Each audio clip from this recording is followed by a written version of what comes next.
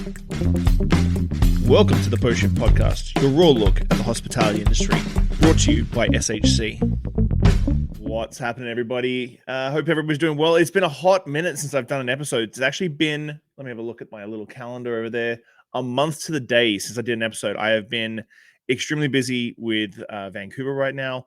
That's probably why you haven't seen a Tuesday episode for a little while, but I am working very, very hard to make sure that we're doing the Friday episodes as often as possible.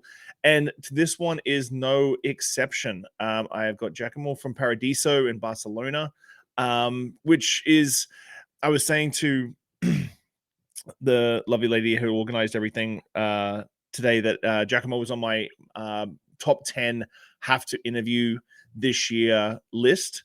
And I tried to get a hold of him through thing, but then his lovely PR lady came to me and hooked me up. And I'm like, I am blown away with the fact that I get an opportunity to sit down and have a chat with this gentleman. And we've got a whole bunch of really good guests coming up in the next couple of weeks as well that I'm going to try and have to squeeze in. As you can tell, I'm back in my office in Victoria. So doing the bounce between Vancouver, Victoria, as well as trying to juggle in the podcast every week has been a bit of a change. But without further ado, I'd like to introduce Giacomo. Thank you so much for your time, man. I really appreciate it. Hello. Thank you for nice words. Thank you so much. How are you? Very, very well. Very well. Recovering after a 12-day stretch in Vancouver. So I'm not a young gentleman anymore. So doing 12 days straight has it definitely wears on me a little bit. But for everybody listening at home, can you give me a overview on how you got into the bar industry and your sort of elevator pitch on how you got where you are? Of course. So basically, bartending has always been my, having my bar has always been my dream, and be a bartender will always be when I was younger, I was at hotellerie school, was always like my goal. Okay, then I was going to it. I'm coming from humble family from Italy, and they still run an ice cream shop, a gelateria. Then it's called Gelateria Paradiso. Okay, so I grew up there, and then after the school, I went for a first outside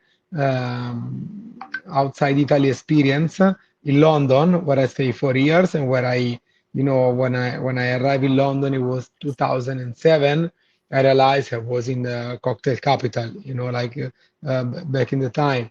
And I was so amazed on this incredible bar with this professional equipment, and step by step from bar back, glass collector, whatever. I start to be more professional, and I was always be very passionate about this job, always hungry to learn more, learn from my teammates and the older people. And then after be bar back, and I did all the steps. And I did two of my best experience in London. One was in Eclipse Bar, and the other one in B1, where they formed me as a bartender. And then after 4 years in London, be Italian from Tuscany, I I wanted to still traveling, and I moved to Barcelona, where I found a more Mediterranean weather than London. And well, I found like an amazing city, and now it's from 2012 I'm here, so like 13 years I'm in Barcelona. Time fly. 10 years of Paradiso is amazing, and yes. Paradiso's built its reputation on being like the most like creative and immersive cocktail bars in the world. What was your vision when you first started it, and how has it evolved over the last 10 years? Because obviously you've always got the market changes, you've got people changing, but what was your vision when it first started out? So when we open, we already have a style, let's say, okay, then involve, let's say, all the five senses. So from the aromas to the presentation techniques. But that, of course, I opened the bar. We were three, me, my wife, and a barback, helper. So now we are 52 people in the team. So by the years as well, with the help of the team, now we have a lab with people just focus on R&D. They just need to study and investigate on new techniques, new things. So the project is changed through the year, but the let's say the first line, okay, the first style we from the beginning it was my style, what I learned through my career from previous experience. I wanted to have like a bar where the guests they can have an experience, but as well a nice a bar with a nice atmosphere, with a nice vibe, busy. Okay, and from there I built Paradiso. So in Paradiso, I think you have an incredible cocktail experience, but as well an incredible vibe, an incredible hospitality, and that's make the magic mix. Mm. So you're known for pushing the boundaries on your drinks, and as you were saying, like the vibe and everything. How do you balance out? Because obviously you said you've got grown a big team. So how do you stay involved in the whole process so it's still a Paradiso brand style experience when it comes to the flavors and stuff like that? How do you keep that sort of balance between, oh, it looks fantastic, to also like, oh my God, it tastes fantastic as well, while you're also traveling around the world? You've got the Paradiso Summit we're going to talk about. How do you keep that sort of finger on the pulse for yourself? Well, I'm always involved, Paradiso, even if I have other project, Paradiso is my baby. So I'm here during the day at the lab. I always chat, discuss with the guys of the lab. I try when I here, I try everything at the bar as well.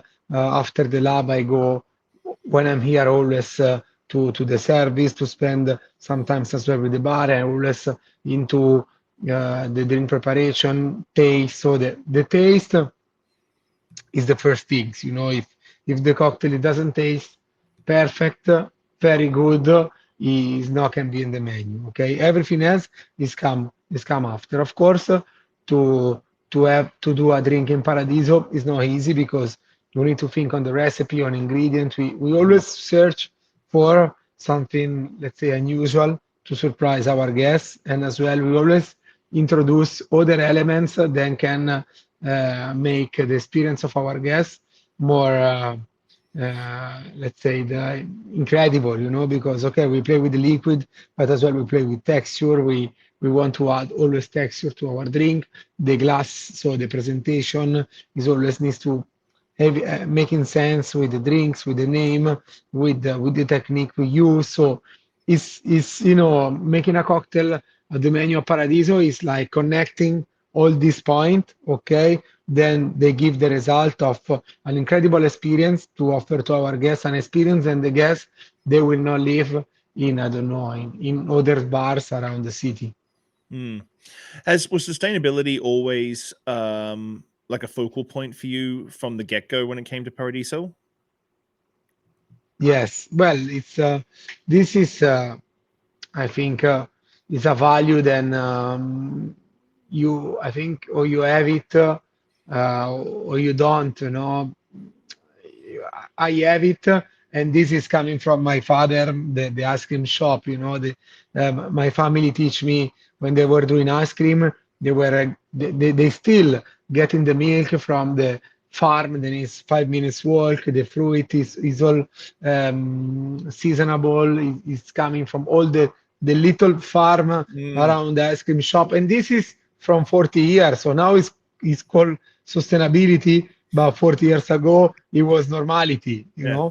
and I grew up with this, and now where I have my bar, and as well my father has always been keen of try to respect the environment, the team, the people, the community. So I grew up with this value, and now that I have my bar, I can't not see uh, what is around us. I cannot see like how the industry work, Mm, and as I have my bar, I want to give my grain of sand to try to make it change, or at least try to make some noise, try to be part of this change. And I think if more people do and more people get together, we can achieve something, and we're already doing. I think with I don't know, with some sample we will see it around the industry. We already seen kind of a movement. mm. With that being the case, what's the one sustainable thing that a bar can do like should be doing? It's the easiest one. What is the one thing a bar should be doing as a sustainable model? Okay, so when we talk with the team about sustainability, we divide always in three big roads, okay, three big points. So the first one are the people, okay. So in the people, we add the team, okay. So of course, respect the team, involve as well people that maybe are less lucky than us, but we can still involve in the team and make them part of what we do, involve the community. So I don't know. I make an example of Paradiso in the area where we are. We have a lot of ceramists, for example, shop. So most of the glass they are making from our menu, they are coming from these people. They have their studio around the bar, buying as well ingredient for the cocktail. They are coming from the neighborhood as well. In this neighborhood, we have a lot of spices shop. They're from a lot of years ago, and we buy from this shop. So making a community, okay, and making a community and grow up with the community. So one are the people. Uh, Two are the ingredient. Okay, so for example, what we do is that we make the recipe. Okay, we make the recipe with some of the ingredients, and then while the season are changed, we try to change the fresh ingredient with the seasonal ingredient. For example, we have one of the most selling cocktail we make in the summer with the uh, red fruit cordial, and it was with blackberries, blueberry, raspberry. We change in the winter with pomegranate. Okay, so we have another drink. Then we make it was a male punch. We make with sweet potato, and then in the summer now we make it with peach. We made in like late spring with apricot. So we always try to find solution to work with seasonal ingredient and as well with small farmers. We change sugar with local honey, and we use just local honey with for our cocktail. So try to improve like sustainable and as well local and seasonable ingredient, and as well where there is like waste, try to minimize waste, and where there is waste, try to uh, try to reuse, in drinks, for example, like we have different cider. We do a lot of fermentation, so we use for another drink a lot of apples, and from the apple we fermented with yeast, and then we add as well, and we make like strawberry, for example, cider. We make beetroot cider, all in base of apple because we have a lot of waste, and then we as well re-fermented with different ingredients. Mm. Um, so we have like the welcome drink. Then we do to every guest they enter Paradiso with like the waste we have from the other drink. So easy skills. Then we can implement to don't throw away the waste. And as well we do this with plastic, with the organic, we compost and we give back to the farmer. With glass, we cut it and we make the water glasses. But Paradiso is 10 years, is focused in the sustainability. So over 10 years, we develop as well a, a, a different contact of people that help us to make all of this. Do you think that sometimes that's the misconception when it comes to when we start, because sustainability has become a buzzword in the hospitality industry and in the restaurant and bar industry? Do you think that's sometimes the misconception, like you led into that when we're talking about sustainability, that about people first? And I'm a big person on like training your staff, keeping your staff for as long as possible, like nurturing your staff, where most hospitality places turn and burn their staff as much as like just over and over again. They're like, well, we can't get good stuff. I'm like, well, you don't really treat your staff very well.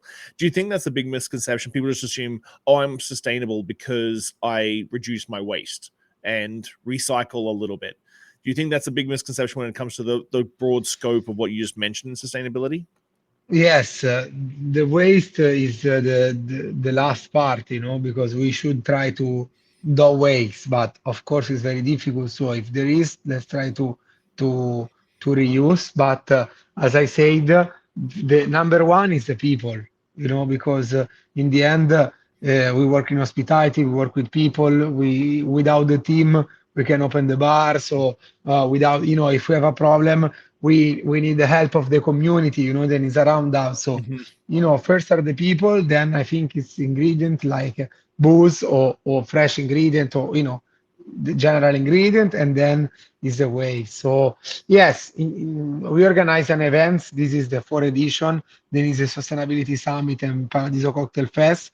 Then is in the end of March, where we call different friends, big pioneers of the industry, but as well people from other sector to come to Barcelona to share the talks and to share the good value, the good manner, for a good approach on sustainability. And we have like this year six different masterclass and roundtable. Then they look sustainability in all different aspects, from Mhm. empowering people to representation of the world and its serve, and it's talk about inclusivity. Okay, we talk about from the farm to the bar. Then it's a trend. Then, as you said, it's been used for some bar, some leader very well, but as well for some other like a greenwash, and we want to share, the good value of doing this.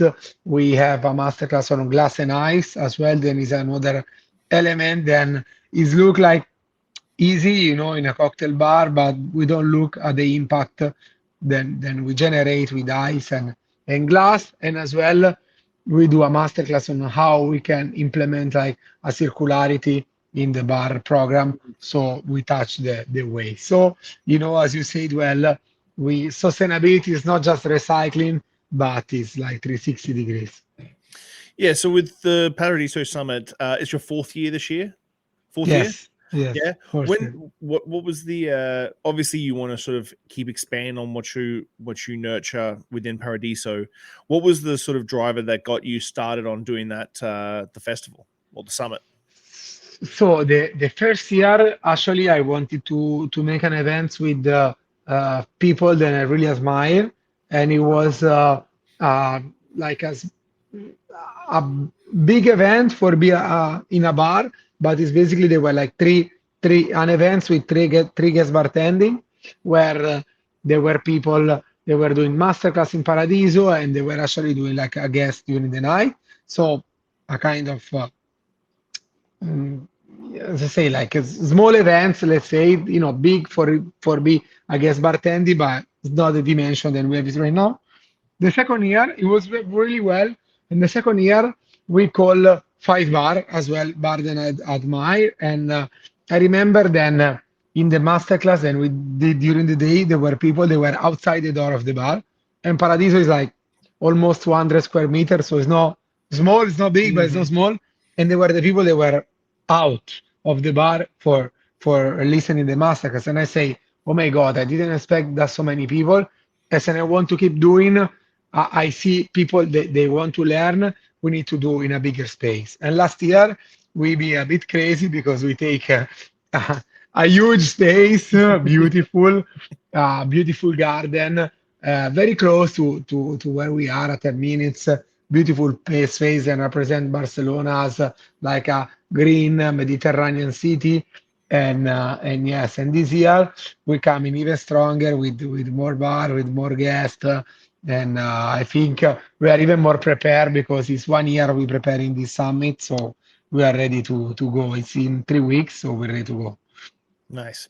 So with you working in London, you've sort of seen this progression. I've seen this progression as well. Of like we went from very classic style drink, classic uh, garnishes through to like super like elaborate multi-step cocktails, and now we're sort of getting into this minimalist sort of look, which I'm not a massive minimalist sort of fan, but I'm more of a classicist guy myself. Where do you see the industry heading next when it comes to like the elaborateness of garnishes? Are we gonna have a spring back from the minimalist movement? I think I was reading some articles during the last past of week to see then the trend is changing already, and I think we are like going in a bit of an halfway because I was reading then uh, a lot of bars and do minimalist. They basically look the same, you know, like Mm, you don't from now we are in the era of social media. We don't recognize anymore, you know, from which drink is from which drink is come from this cocktail, you know, like they look pretty much the same. So I think bars I see in the last year they already start to approach already to make like the cocktail with the kind of personality. mm. So maybe we are not getting back from the very extravagant era of multiple garnish, but you know maybe play with colors and with you know garnish a little bit more. So I see a little bit of change now and to look at the future as well. Mm. With how intricate and artistic like serves you do at Paradiso, I think sometimes outside looking in, because we look at Michelin star restaurants and we see tweezers and that sort of look like. How do you balance out the nature of the presentation of the drink to speed and efficiencies and how to get the drink out to the guest? Because I think that sometimes people look at these wonderful garnishes and stuff and like, yeah, that's going to take a long time to get to the table. How do you balance out speed of service and in your setting with that artistic nature of the drinks? Yes, we are like um at the bar like a big chain because even if we do like elaborate cocktail and complicated garnish, we do between 700 and 800 cocktail every day. We have when Paradiso is full is about 90 cover, okay? So it's a medium bar, okay? But you know, like the efficiency we do behind the bar is spectacular. So Hmm. basically, most of the drink are pre-batch, or maybe they just need a touch of citric and honey in this case, or the cordial.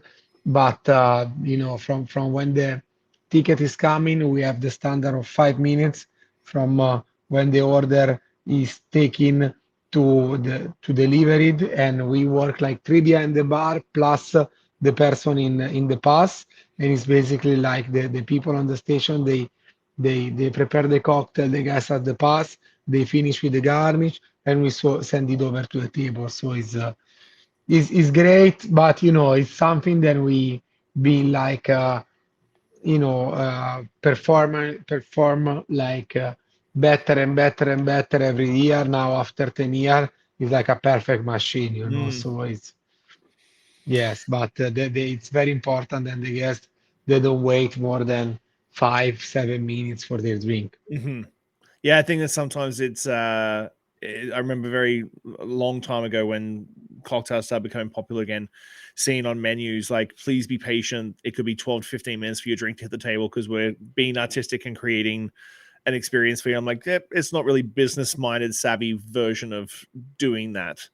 Um, but you've got to like the story of how you go into hospitality is one of those sort of super romantic, multi-generational stories you always hear about people in the industry.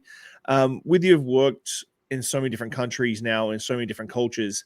How has that shaped your approach to hospitality at Paradiso? And do you keep when you travel, do you find new things that inspire you to give better hospitality, or whether it be a new drink style or a method that you were like, oh, that's interesting, I'm going to bring that back with you? Do you still get excited and surprised when you travel? Yes. I challenge myself to every moment I travel or I experience a new bar, a new restaurant.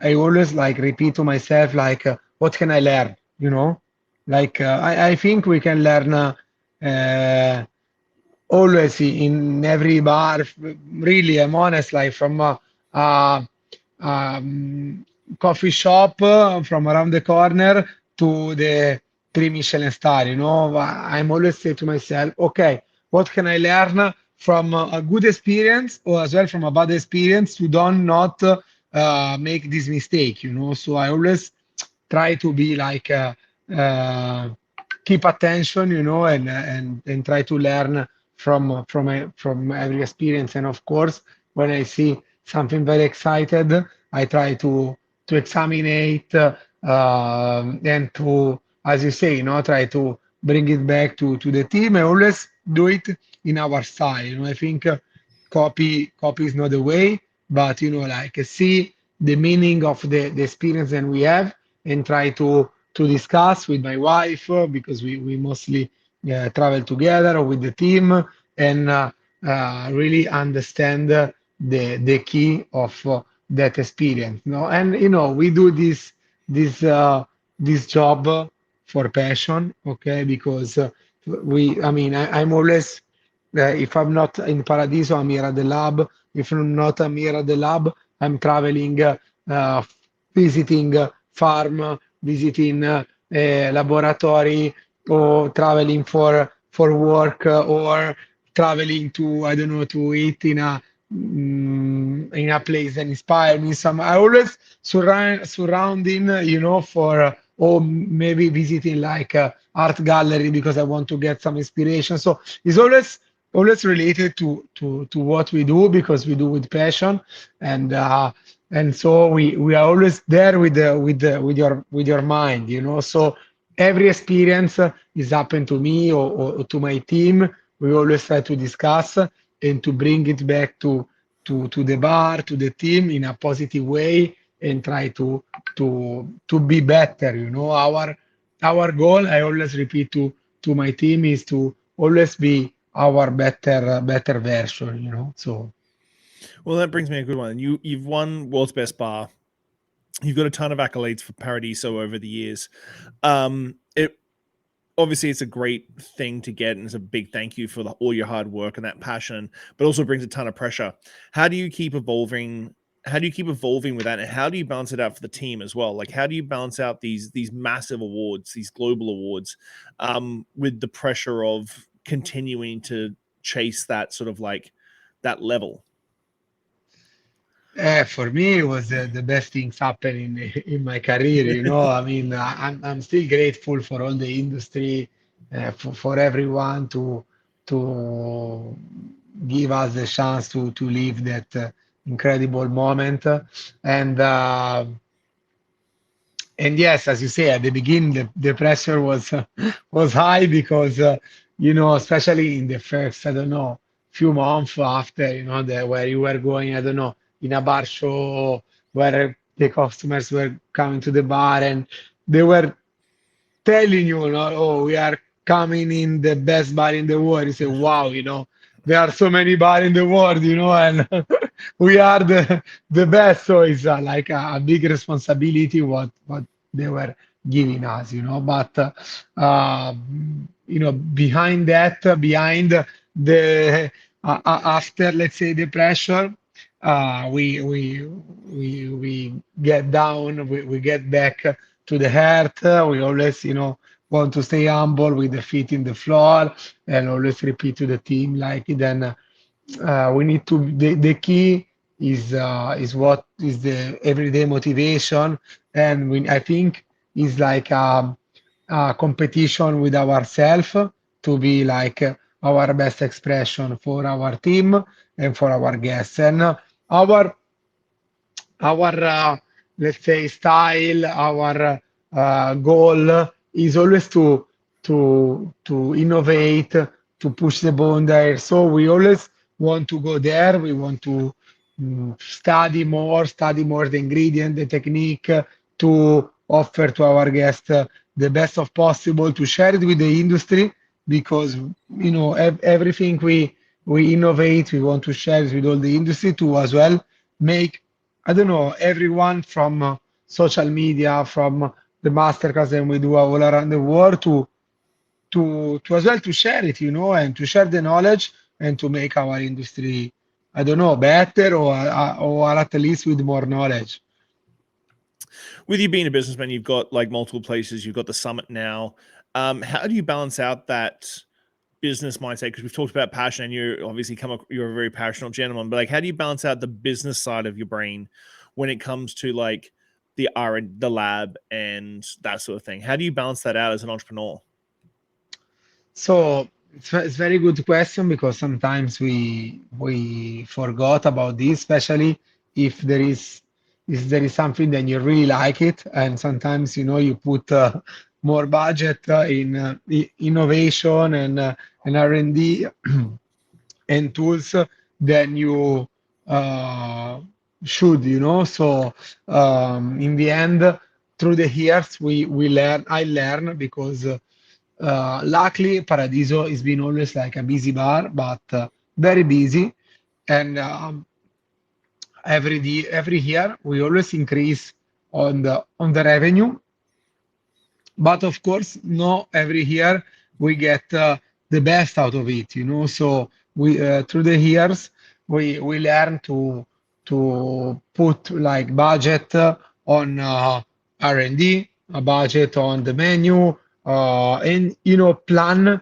the year, say okay, this after 10 year we know what's the goal, the objective, and if we go with the objective, we need to be over this budget of the team, this budget of the raw material, this budget of R&D, and luckily I have people around me, a great team, then as well call my attention if we got closer to. So I think it's like a good planning, know your business and do what is in your possibility, because sometimes we want all and now, but sometimes as well is a matter of time, and the things you can achieve by the time. So I think a good advice I can give to the people that hearing us is planning planning ahead. We do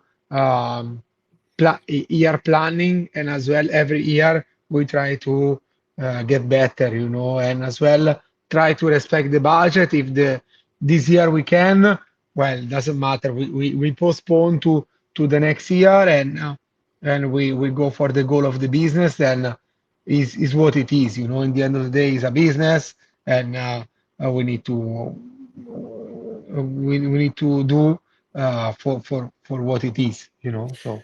Do you think that's the one big piece of advice that you would give to someone who wants to open their own bar, is that if you don't feel like you're the strongest person when it comes to the financial side of stuff, is surround yourself with someone or some people that are, so that you can continue, like as you said, it's a business, you can continue your passion project while still making money, because you got to still make money to do it. Is that would that be a big piece of advice for someone who's opening up a bar?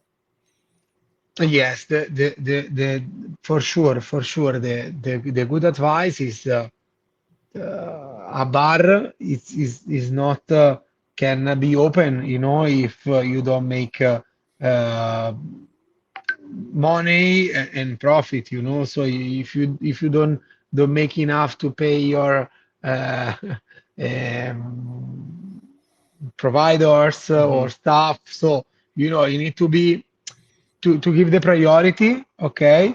And then, of course, it's a business, so you want to, if you put all your life, like in my case, as well, in the end of the year, you want to see the result because it's correct. You work so much harder, then you want to see the result. So, of course, the financial part uh, is I think is it have at the same importance as uh, let's say um, the illusion of the project. Okay, Mm-hmm. because I'm a dreamer, so I don't believe on Excel or number. I believe in making the project with your heart, with your idea, with your brain, because you believe in something. So, but this idea, they need to be support Mm-hmm. of the number. Okay, so these two pillars, they need to be very solid. And then when you have these two pillars very solid, all the rest, all the fun part, you can add on top. But first, first things are the most important. So the project, your heart, your passion, your illusion, your idea, with the number then have to support it. Nice. What are you most excited for 2025? We're in just finishing up our first quarter. You've obviously got the Paradiso Summit coming up in 3 weeks. What else are you excited for this year? So this year we have a lot of things. So we have the summit, as you say, in 3 weeks, and then after the summit, we will do a bit of a world tour from Australia with the maybe cocktail fest to Canada. Okay, for the 50 best North America. Finally, I will visit Canada and Vancouver. I can't wait to see this amazing country, and then we will. Go from Canada, we will go to New York. We will do New York, Washington, and Miami, so a bit of North America tour. And then we will go back to the bar. We will have some tour in Europe as well. We will do as well another big events with my wife on front. There is Woman in Hospitality, where my wife Margarita, then she's a Paradiso founder as well. She will, she's the founder of this event, Women in Hospitality. As the summit is an event, then want to inspire all the women in the hospitality. And then we have the opening of Paradiso Ibiza at the end of May as well. So we already opened last year, and this year we will repeat in Ibiza. We're very happy as well. In April we do 1 year of Paradiso Dubai. So a lot in December we do 10 years. So a lot of things going on. That's amazing. Do you just do Ibiza seasonally? You just Yes, yeah. yes, Ibiza, May to October, yes. It's a permanent bar, but as we are doing this collaboration with Pasha Hotel and Mm. Pasha Club, so we do when they open as well, so from May to October. So I'm just curious now, because I was just about to wrap it up, but I'm just curious now, like with you having one in Barcelona, Ibiza, and then Dubai, do you run the same menus, or do you slightly tweak the menus based around the cultural shifts that are in those different regions? Yes, exactly. No, no, we do differently. We have six signature that you can find in Barcelona, you can find Dubai, you can find in Ibiza, and then in Ibiza there will be more refreshing drinks, for example, more Mm. easygoing, because it's a terrace bar. In Dubai, there will be more. We learn, we learn with this year there will be more at the moment, more like fruity and let's say more easy to drink Mhm. cocktail. Okay, so yes, we go along with the place, and then we are as in the end we make cocktail for not for bartender but for the people. Mhm. Then they're going to the bar, so we need to be aligned with the guest. It's wonderful. So we've come to the part of the podcast where I ask 5 deep questions that every guest that's on the podcast gets. So, what is the one lesson or experience that has shaped your perspective the most, and how do you carry that forward in your life? Sorry, what's the most experience? What is one lesson or experience that has shaped your perspective the most, and how do you carry that forward in your life?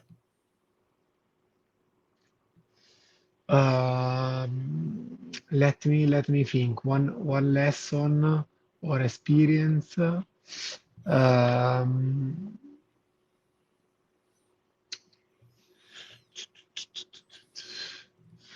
for example, it's a good example. Maybe if there are some young bartender, then are listen to us. In London, in Eclipse, I work 1.5 year as just a bar back, because the bartender back to the days, they were the more like older and experienced bartender, so there was no place for me at the bar, and I did the most humble job, and it was 1.5 year of bar backing. I was working very hard, and then in the end, I did other experience, but then when I arrived in Barcelona, they just opened an eclipse here 12 years ago, and I sent them my CV, and they get me straight away. And I was like let's say the superstar, because I was worked in the original Eclipse. Then it was in London, and from Barcelona, back the days, the people that were coming from London, they were the incredible bartender. So the lesson, it was okay. When I was 19 in London, I was cleaning the stairs with a toothpick, and I was do almost humble job for 1.5 years. Sometimes I was crying, and I wanted to go back to my family in Italy, but I keep hard. And then, after 3 4 years, the situation changed. Arrived in Barcelona.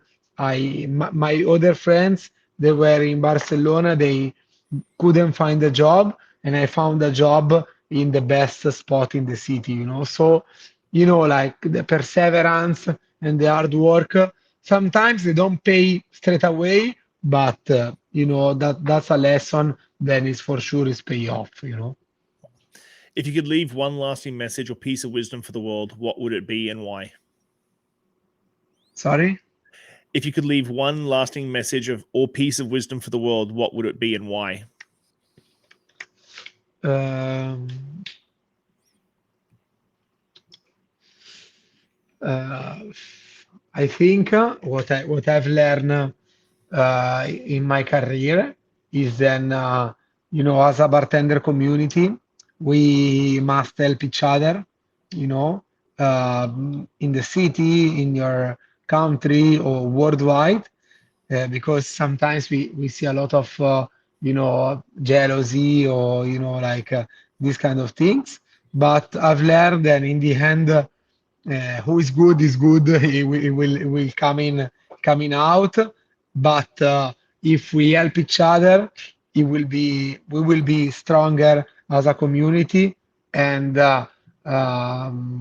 we will be better all together. So that is what I've learned through the year, and the message that I will leave. Then be like, be more closer, be more, maybe help each other, and less jealousy, and be better as a community, and more unite as a community, and we will be everyone, we will be benefit.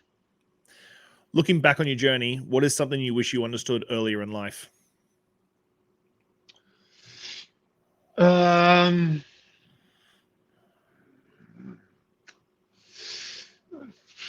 Looking back, maybe to be a little bit more calm, and um, let's say try to sometimes breathe, because now I think I achieve a good point of I don't know, maturation, or but back in the days when I opened the bar in the first 4 or 5 years, I opened a bar with 25, 26, and with a lot of stress. But it's not an excuse. I could, with the team, with friends around. Sometimes I could see the situation with more calm, because sometimes the things can be done as well tomorrow. It's like, it doesn't have to be done right now, or as well, people then they think, say, with their mind, and it's fine.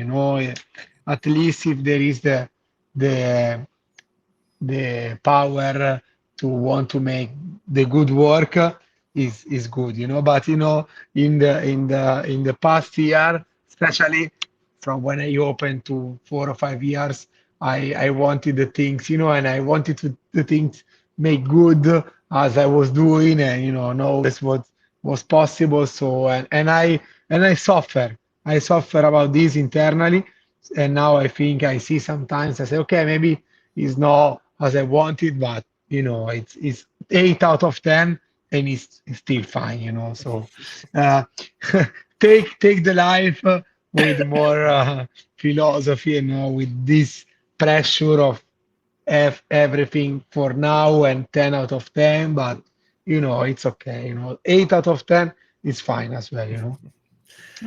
How do you define success, and has your definition of it changed over time? Success I define in the bar business, let's say with uh, in a bar, I would say uh, with the, I don't know if the bar is busy with the with the numbers as well, you know. I think it's something that, you know, you can see if your bar is busy, if your guests love what you make. It's every day you're busy, and in the end your bar is make profit. It means then you have success. It means then what you do is uh, is good. You know, it's successful. People like it. So this I think is very straightforward. And in the R&D process, I think Ferradria he said a big difference between creativity and innovation. You know, creativity is you can invent something that is new, but let's say a example of a drink then can be the with the most spectacular technique, but you take half an hour to make. Mm. It's not a success, because if you may take uh, 30 minutes to make, even if it's the most spectacular things, it's not a successful thing. Instead, if you make a great thing, something new, and in the same time you make 5 minutes to make and you sell 100 per day, and you make as well money out of it, and as well maybe brand they can sponsor your technique, this is success, because this is innovation, you know, because you innovate on Hmm. something and it makes success, you know. So in the creativity we did many trials, and they were good, but they weren't be possible. And in success is when we have the innovation, no? So where is something new, something then apport something then surprise our guests, then make us as a Paradiso be always pushing the boundaries, and as well then we can make 50, 60, 80 per day from to 5 minutes to make to our to deliver to our guests, and then can upsell always the experience of our guests. Nice. What do you hope what do you hope your legacy will be? Uh, what I can say, then I'm very proud, and through the trends, Paradiso always keep the same style, and I know then a bartender of a guest, I see a picture of our drink in a newspaper or in a social media, you can say it without knowing this is a drink from Paradiso, you know, because of our style. And I'm very proud of it, because it took already 10 years, and I think as well to continue. And as well another things I'm proud of, I in all 10 years I let's say grow, you know, many bartenders. Then I passed to Paradiso, and now some of them they open their own bar, and in all of them I see a little bit of Paradiso. They took and they make it with their own style, and I'm very proud, you know, because there is no better things to see, you know, than people you could have, you know, let leave something to other people, you know. So this is amazing. Giacomo, I want to say thank you so much for your time, man. Your schedule sounds like it's going to be crazy after Vancouver. You're going to have to have a nice break in Vancouver when you join us, and then like just go for the craziness after that. Oh Um, man, I can't wait. But thank you so much for your time. Good luck with the Paradiso Summit. And just thank you so much for taking your time out to have a chat with me. It's a pleasure. Thank you to you, and great podcast. Thank you. Thank you. I very appreciate that. I'll chat to you very soon. Thanks for listening, Pose Shifters. Well, I hope you enjoyed that episode. I really enjoy sitting down with friends and peers and just chatting about the industry and getting down to the nuts and bolts of what's really going on out there. Make sure you like, subscribe, comment, everything on all the platforms. Just hit it up and I'll do my best to answer any queries or questions you have. I'll see you next week, guys. Bye.